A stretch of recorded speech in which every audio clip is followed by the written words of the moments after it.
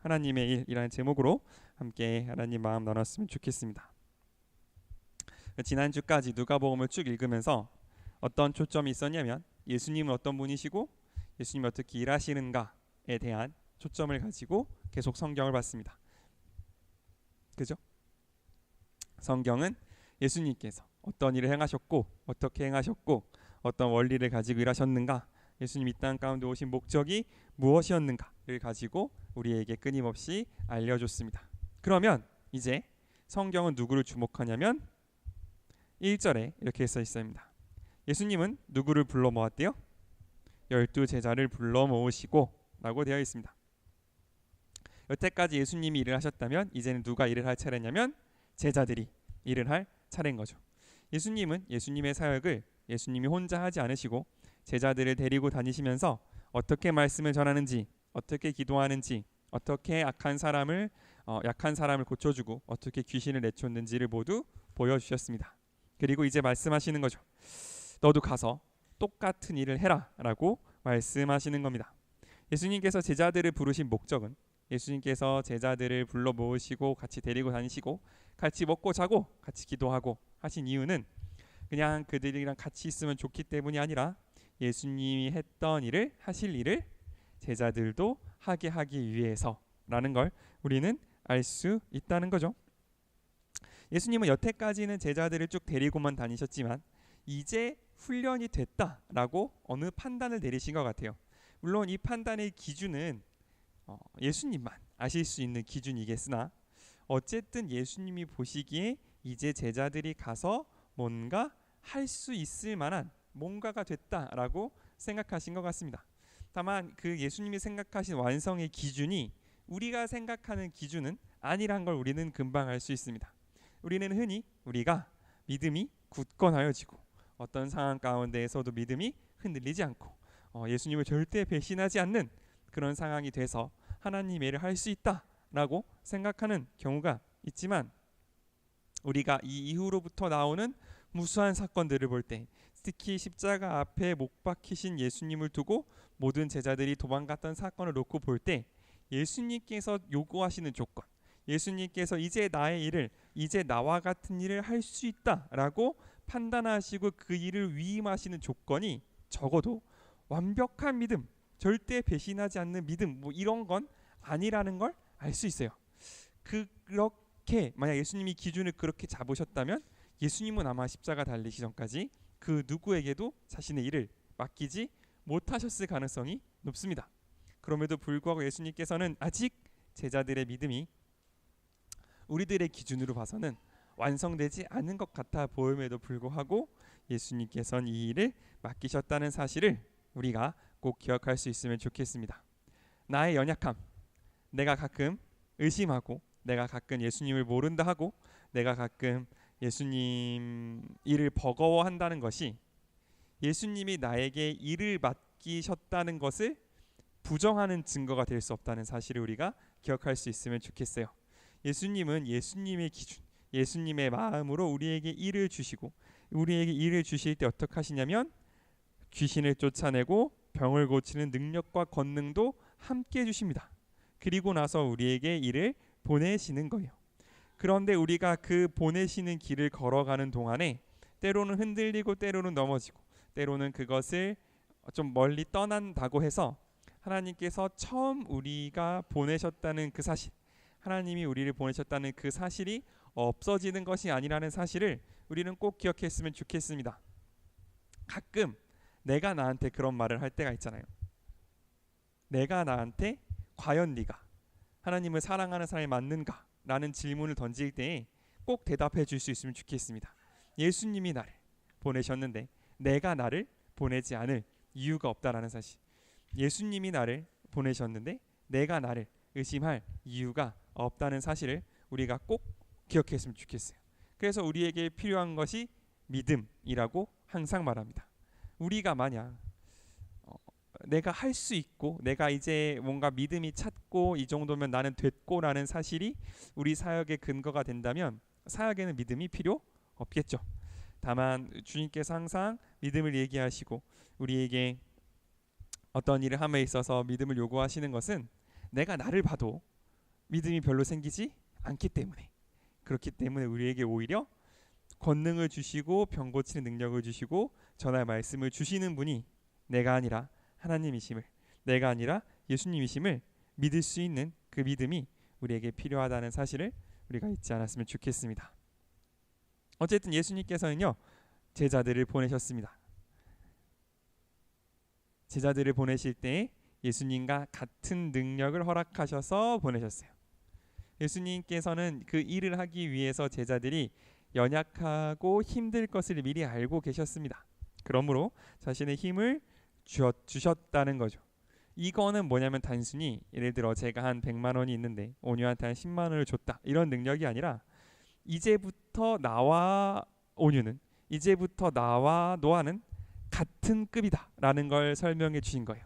그러니까 예수님께서 가신 곳에서 복음이 전해지고 아픈 사람이 고쳐지고 귀신이 쫓겨나는 일이 있고, 내가 가는 곳에서 복음이 전해지고 아픈 사람이 고쳐지고 귀신이 쫓아나는 일이 일어난다면 그때부터는 나와 예수님은 서로 구별되지 않는다라는 걸 말씀해 주셨다는 거죠.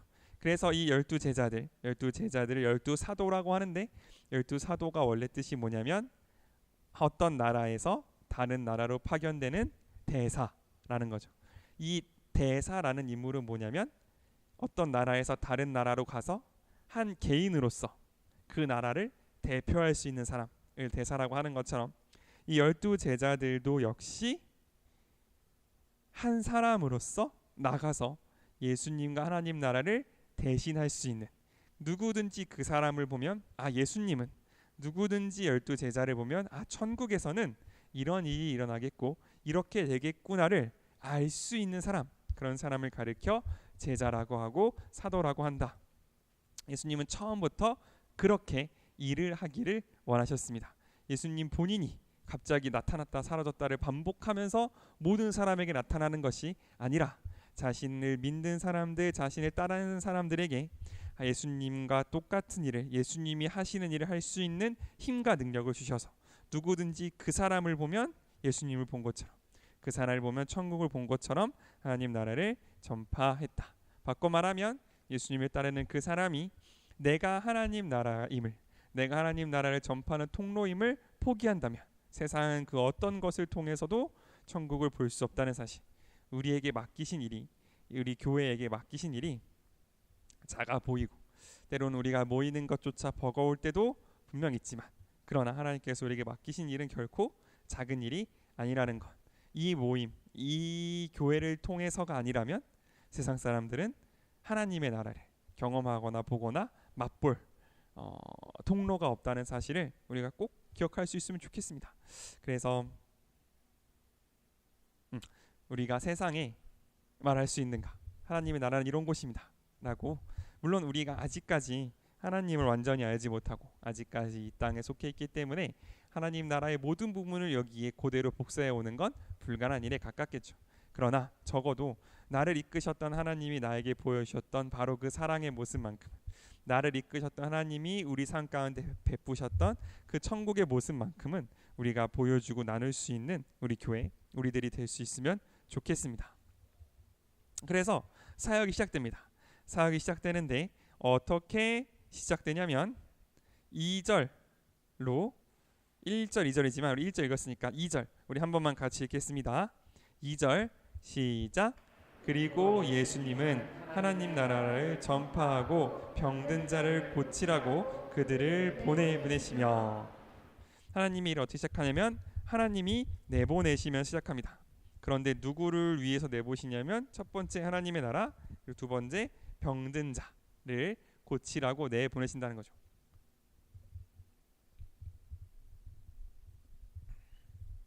그러니까 우리들은 어디로 가게 되어 있냐면, 첫 번째는 예수님을 모르는 곳으로 가게 되어 있고, 두 번째는 병들고 아프고 귀신 들린 사람이 있는 곳으로 가게 되어 있다라는 거를 우리가 꼭 인정했으면 좋겠습니다. 내가 가는 곳이 가는 곳마다 어려워, 당연하다라고 생각할 수 있으면 좋겠어. 내가 만나는 사람이 만나는 사람마다 좀 고장 나 있어, 당연하다라고 생각했으면 좋겠어요.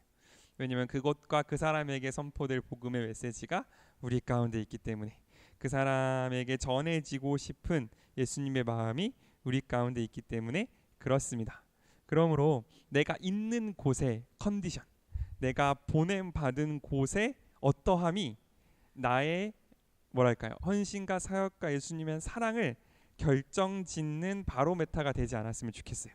우리는 원래 복음이 없는 곳으로, 원래 아픈 곳으로, 원래 어두운 곳으로 보내지기로 작정되어 있는 사람들이라는 사실, 우리가 그것을 꼭 잊지 않았으면 좋겠습니다. 왜냐하면 예수님께서 그런 우리, 어둡고 병들고 아팠고 죄에 가득 찼던 우리를 위하여 오셨기 때문에, 그 예수님처럼 살기 원하는 우리도 역시 어딘가 아프고, 어디가 고장나고, 어딘가 꼬이고, 어딘가 정말 하나님의 사랑이 필요한 것으로 보냄 받을 것이 분명하다는 그 사실을 우리가 꼭 기억했으면 좋겠고, 그러므로 우리를 둘러싸고 있는 환경이 꼬여있고 아프고 답답하다고 해서 그것이 하나님이 나를 사랑하지 않는다거나 혹은 내가 하나님을 잘못 따라왔다는 어떤 증거가 될 수 없다는 그 사실을 우리가 꼭 기억할 수 있으면 좋겠습니다. 오히려 어떻게 보면 그건 우리 하나님이 우리를 믿고 계신다라는 증거가 될 수도 있을 것 같아요. 물론 때로 너무 믿으시는 거 아닌가라는 생각이 들 때도 있지만, 그럼에도 불구하고 예수님께서는 우리에게 힘과 능력을 주실 줄을 믿습니다. 보내놓고 힘과 능력을 안 주면 진짜 나쁜 사람이잖아요, 그죠? 우리 예수님 그런 분 아니시니까 분명 주님께서는 거기서 우리가 그냥 막 견디고 버티는 그걸 뛰어넘어서 그것 가운데 하나님의 뜻과 사랑을 흘려보내기, 부족함이 없는 힘과 능력과 지혜로 우리와 함께 하실 줄을 믿습니다. 그렇게 되기 위해서는 조건이 하나 있습니다. 조건이 뭐냐면 3절입니다. 우리 3절 한번 같이 읽겠습니다. 시작. 이렇게 말씀하셨다. 너희는 여행을 위해서 아무것도 가지고 가지 말라. 상이나 가방이나 식량이나 돈이나 여분의 옷을 가지고 가지 말아라. 무슨 뜻입니까? 사역의 시작, 성도들의 사역의 시작은 예수님이 보내셔서 시작했다면 그 사역의 진행은 예수님을 의지함으로 진행된다라는 걸 우리에게 알려주신다고 저는 생각합니다. 여행을 떠날 때, 우리 다 같이 여행 한번 갔었잖아요. 여행을 떠날 때 아무것도 안 가지고 가요. 맨몸으로 털레털레가. 지팡이, 그 당시 지팡이라 하면 이제 걷는 것을 도와주는 도구였을 뿐만 아니라 급할 때는 휘둘러서 들짐승을 쫓아내기도 하는 안전을 보장하는 도구였고, 가방 당연히 뭐 메고 다녀야죠. 식량, 그때 당시에는 돈 주고 밥을 사 먹을 때가 마땅치 않으니까 음식도 가지고 다녀야 됐고, 돈, 여분의 옷, 갈아입을 옷을 가지고 다니지 말아라. 이 바꿔 말하면 이건 뭐예요? 내가 집을 떠났는데 지팡이, 가방, 식량, 돈, 여분의 옷이 없어. 이게 뭐예요? 거지예요, 거지. 정확한 거지의 정의입니다. 딱 거지예요. 내가 집이 없는데 지팡이, 가방, 식량, 돈, 여분의 옷이 없는 상태를 뭐라고 말하냐면 거지의 상태라고 말합니다. 예수님은 우리를 거지의 상태로 보내신 거예요. 거지의 상태로 딱 나가게 되면 어떻게 되냐면, 목적지까지 가는 길에 모든 순간이 다 기적입니다. 그렇잖아요. 내가 길을 딱 나섰는데 가진 게 아무도 없어. 난 지금부터 거지예요. 거지면 내가 저 마을까지 가는, 예수님께서 보내신 마을까지 가는 그 모든 과정이 다 기적이고, 그 모든 과정이 다 주님의 공급하심이라는 거죠. 그리고 그 모든 과정이 다 기도라는 걸 우리는 알 수 있습니다. 누구한테 기대하겠어요?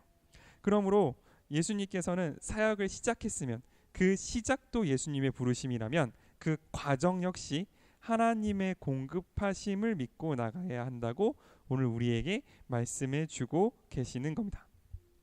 그러면 그거를 어디서 얻을 거냐? 어디서 얻을 거냐라는 거죠. 4절에 이렇게 되어 있습니다. 어느 집에 들어가든지 그곳을 떠날 때까지 거기서 머물러라. 네가 어느 곳에 가든지 나의 이름으로 너를 영접할 사람을 내가 예비해 둘 것이라고 말씀해 주신 거죠. 예수님은 예비해 두시는데 길 가다가 기도하고 밑을 봤더니 지갑을 주었더라. 이런 식으로 얘기를 하시는 게 아니라 누구를 예비하시냐면 사람을 예비하신다 라는 사실을 우리가 꼭 기억할 수 있으면 좋겠어요. 우리가 길을 떠났어요. 갖고 있는 게 없습니다. 지팡이도 필요하고 옷도 필요하고 돈도 필요합니다. 그럼 우리는 뭐에 집중하게 돼 있냐면 어디 지팡이가 없는가, 어디 옷이 없는가, 어디 돈이 없는가에 집중하게 되어 있어요. 그러나 예수님은 말씀하시는 겁니다. 너가 집중할 건 거기 아니라 들어가 평안을 받을 사람, 누구든지 너의 복음과 너의 병 고치는 능력과 너의 그 어둠을 쫓아내는 그 빛을 받을 사람이 누구인가에 집중하라라고 예수님은 오늘 말씀하고 계시는 겁니다. 그리고 거기에 들어가면, 복음을 가진 사람이 거기에 들어가면 거기에 머물르라라고 말씀하고 계시는 거죠. 왜냐하면 그것은 복음을 전해준 사람이 마땅히 받을 삭, 분복이기 때문에 그렇습니다. 그러므로 어느 집에 들어가든지 너의 평안을 받을 사람, 너의 복음을 받을 사람, 어느 마을에 들어가든지 그 복음, 그 사랑, 이 병고침을 받을 사람이 누구인지를 찾고 그와 함께 하라는 예수님의 어떤 사역의 원리가 이곳 가운데 들어 있다는 거죠. 그러므로 제 이 말을 들은 제자들이 어떤 마을에 들어가면 가장 먼저 누구를 찾겠습니까? 가장 먼저 누구를 찾을까요? 문을 두드리겠죠. 예수님을 믿고 병고침을 받으십시오 라고 말할 겁니다. 그러면 이미 돈이 많은 사람, 이미 건강한 사람은 그 말에 귀를 기울일까요? 안 기울일까요? 딱히 안 기울이겠죠. 이미 난 뭐 부족한 게 없고 이미 난 건강한데 뭐야 이렇게 될 거 아니겠어요. 그런데 아픈 사람들, 연약한 사람들, 귀신 들린 사람을 친구로 가족으로 두고 있는 사람들은 이 말에 반응할 거란 말이죠. 그러면 본능적으로 혹은 당연하게도 이 제자들은 그 마을에 들어가서 어디에 거할 거냐면 가장 아픈 사람들, 가장 어두운 가운데 있는 사람들, 가장 치유가, 가장 복음이 필요한 그 사람들 곁에 당연히 가서 그 사람들 곁에 머무를 거라는 거죠. 그럼 당연히 그 사람들처럼 먹고 그 사람들처럼 입고 그 사람들처럼 살게 될 겁니다. 그렇게 되면서 이 제자들은 복음이, 그러니까 내가 어렵고 병든 사람 집에 들어갔어요. 일단 미안할 거 아니에요, 그죠? 나 한 끼 먹기 힘든데 나를 먹여야 되잖아. 어쨌든 그러면 나는 그 사람이 먹는 걸 나도 먹을 거예요. 여벌옷도 없어. 그럼 그 사람이 입는 걸 나도 입을 거란 말이죠. 내가 그 사람처럼 살아가고 내가 그 사람처럼 먹고 내가 그 사람처럼 입으면서 복음을 가진 자는 어떻게 살아가는가? 그러니까 내가 건강해서가 아니라, 내가 여벌옷을 가져서가 아니라, 나도 여벌옷이 없고 나도 먹을 것이 없고 나도 다른 사람과 똑같이 살아가지만 복음을 가진 사람은 어떻게 다른가, 무엇이 다르고 왜 다른지를 가장 분명하게 보여줄 수 있는 방법이 바로 이 방법이라는 거죠. 그러므로 예수님께서는 우리를 보내실 때 복음을 가진 사람은 보냄 받은 그 자리에서 복음이 없는 사람과 무엇이 다른가를 보여주려고 우리를 보내셨다는 사실을 우리가 기억할 수 있으면 좋겠습니다. 그러므로 우리가 가지는 실력이 뭐냐? 우리가 그리스도인으로서 꼭 뭐랄까요? 연마해야 될 실력은 뭐냐면 다르게 살아내는 방법. 이게 뭐 어떤 내가 똑바로 살면 복음을 전하겠다 이런 수준의 말을 하는 것이 아니라 예수님께서 나를 두신 그 상황 가운데에서 내가 복음을 가진 사람으로서 나는 어떻게 살아낼 것인가를 꼭 기억하고 기도하며 그것이 그리스도인의 보여줄 수 있는 어떤 실력이고 그것이 그리스도인이 보여줄 수 있는 하나님을 사랑하는 방법이라는 것을 우리가 믿음으로 취할 수 있으면 좋겠습니다. 그래서 그렇게 되면 어떻게 되냐면 두 가지 결과가 일어난대요. 첫 번째, 집에 들어가 떠날 때까지 거하든지. 두 번째, 영접하지 않으면 어떻게 하래요? 그 마을을 떠날 때 신발에 묻은 먼지도 떨어내라 라고 되어 있습니다. 다른 성경에 보면 이 마을은 반드시 멸망한다 라고 되어 있어요. 제자들이 영접하는 사람이 없어서 이 마을을 떠날 때는 되게 배고프겠죠, 그죠? 내가 음식 가진 게 없는데 나를 아무도 밥 주는 사람이 없어. 그 분노를 가지고 신발을 떨어내는 거죠. 신발을 떨어낸다는 뜻은 뭐냐면 이런 것 같아요. 제 생각은 사역의 결과, 내가 복음을 전하고 하나님의 말씀을 전했는데 받아들이고 받아들이지 않고는 나에게 달려있지 않다라는 걸 말씀해 주시는 것 같습니다. 예수님이 보내셨다는 사실, 예수님이 보내셨다는 사실, 예수님이 우리를 이끄셨다는 그 사실만이 중요하다라는 것을 오늘 우리에게 말씀해 주고 있다라고 저는 생각합니다. 그래서 오늘 이 짧은 구절이지만 짧은 구절 가운데에서 예수님은 우리에게 하나님을 사랑하는 사람들의 사역이 어떻게 시작하고 어떻게 진행되고 그 결과가 무엇인지를 모두 보여주셨어요. 사역의 시작은 예수님이 능력을 주시고 보내셨기 때문에 시작합니다. 어디로 가냐면 가장 어둡고 힘들고 복음이 필요한 것 가운데 보내질 거예요. 근데 그 과정은 뭐냐면 내가 준비하는 것이 아니라 하나님께서 공급하시는 힘으로 그 일을 해나갈 때에 그 결과도 역시 온전히 하나님께 달려있다는 사실. 어디선가는 영접할 것이고 어디선가 나를 거부할 것이지만 영접하는 곳에서는 그 기쁨을 그 사람과 함께 누리고 나를 거부하는 곳에서는 깔끔하게 신발을 털고 떠날 수 있는, 뭔가 이 모든 것이 하나님께 있음을 알고 믿고 하나님께 모든 것을 맡겨드리는 그 모든 과정을 오늘 이 짧은 구절 가운데에서 압축적으로 우리에게 보여주셨다고 저는 생각합니다. 그래서 우리를 살아가는 우리들도 역시 하나님께 맡기고 하나님이 보내셨다는 사실을 믿고 나갈 때에 그 결과까지 하나님께 온전히 올려드릴 수 있는 우리가 될 수 있으면 좋겠습니다. 아멘. 그래서 이 제자들은 이 일을 했고 가는 곳마다 기쁜 소식을 전하고 병을 고쳐줬어요. 다른 성경 구절에 보면 기쁨으로 돌아와서 예수님께 보고를 하고 예수님도 그것으로 엄청 기뻐하시고 하늘에서 사단이 번개처럼 떨어졌다라는 것을 말씀하시는 구절도 있습니다. 어쨌든 제자들은 엄청나게 기뻤을 거예요. 예수님만 하시던 일을 나도 할 수 있다라는 그 사실을 알게 됐을 때 이 제자들이 엄청 기쁨이 넘쳤겠죠. 그런데 또 다른 일이 일어났는데 어떤 일이 일어났냐면 7절에서 9절 같은 일이 일어났습니다. 7절에서 9절 어떤 일이 일어났냐면 예수님을 누가 주목하기 시작했냐면 헤롯 왕이 주목하기 시작한 거예요. 그러니까 이제부터는 뭔가 조금 더 다른 국면, 예수님의 사역이 헤롯 왕이라는 정치 주체가 예수님의 사역에 개입될 여지가 막 보이면서 예수님이 어떤 최후를 맞게 되실지가 조금씩 드러나고 있는 그런 장면이라고 보면 될 것 같습니다. 제자들이 열심히 사역한 결과, 제자들이 하나님의 말씀을 따라 순종한 결과 제자들은 기쁨을 얻고 병든 사람을 고침을 받고 어둠에 쌓인 사람은 복음을 들었지만 예수님과 예수님의 사역은 위기에 조금씩 더 가까워지고 있는 그 모습을 오늘 누가는 기록하고 있는 거죠. 우리의 사역이, 우리의 삶이 딱 승리, 영광만 있는 결과는 없는 것 같아요. 항상 뭔가 이렇게 붙어 있어 봐.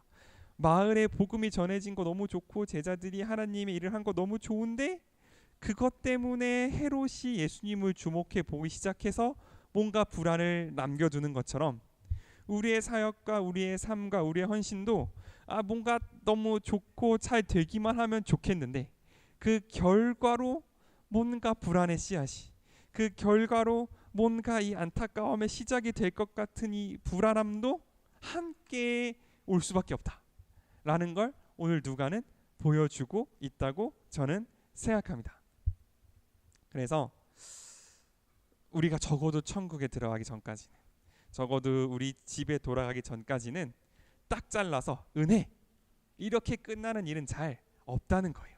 심지어 예수님이 하신 일을 성공적으로 수행했음에도 불구하고 그 결과로 헤롯이 예수님을 주목하고 헤롯이 도대체 이 사람이 누군지를 바라보게 되는 일이 생겨서 이제 이후에 정치적인 일로 예수님이 엮여가는 것처럼 우리의 사역은 아무리 내가 예수님의 일을 잘 수행했다 하더라도 그 결과로서 또 다른 어떤 불안함을, 그 결과로서 또 다른 헌신을, 그 결과로서 또 다른 걸음을 걸어가야만 하는 게 적어도 죄된 이 세상에서 예수님을 따르는 우리의 숙명이라는 사실을 우리가 잊지 않았으면 좋겠습니다.